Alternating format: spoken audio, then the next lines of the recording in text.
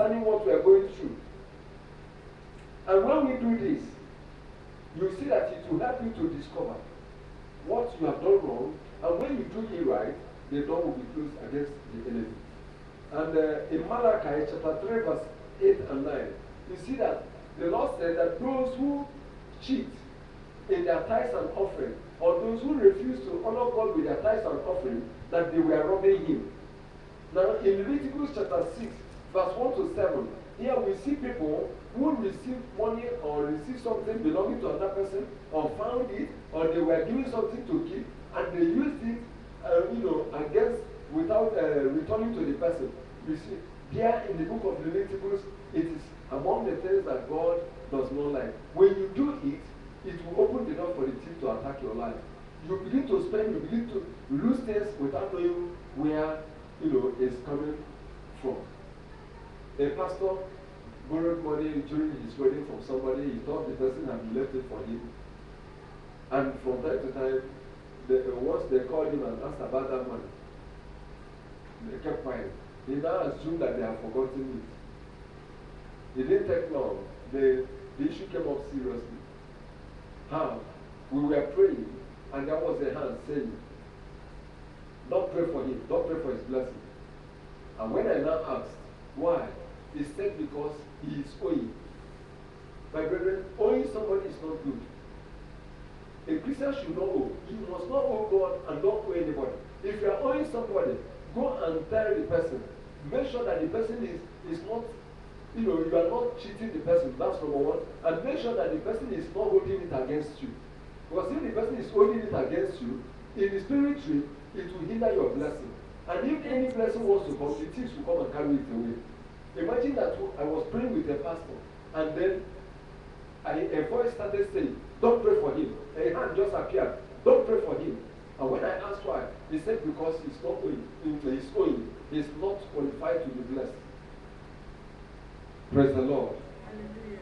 Now in Luke chapter 16 verse 12, the Lord talked about faithfulness.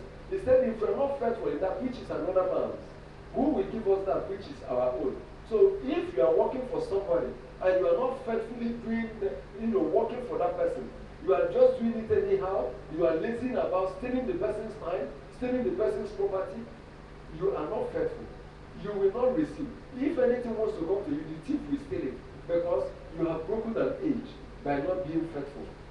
Then in Malachi chapter 3 verse 11, you see that when we do the things that are right, the Lord says he will rebuke the devourer. He will rebuke the destroyer of our blessings. The thief will not come again to destroy or come to kill or come to carry that which belongs to us. And finally, if you go to Matthew chapter 26 verse 24, we will see what the Lord also said there. Matthew 26, 24.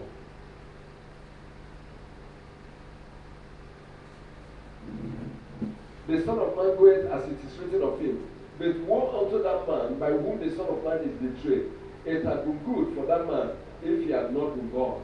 Now you see that when we do things that are not proper, we betray the confidence reposed in us by stealing, or by defrauding, or by frustrating other people, or keeping that which does not belong to us. You see, it will not be good. It doesn't end well. Judas sold his master. He negotiated and betrayed his master for monetary gains. And look at how he ended. So, my brethren, we have to go to God in prayer. That is our first prayer point.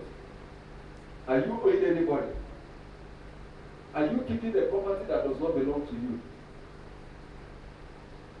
Have you stolen?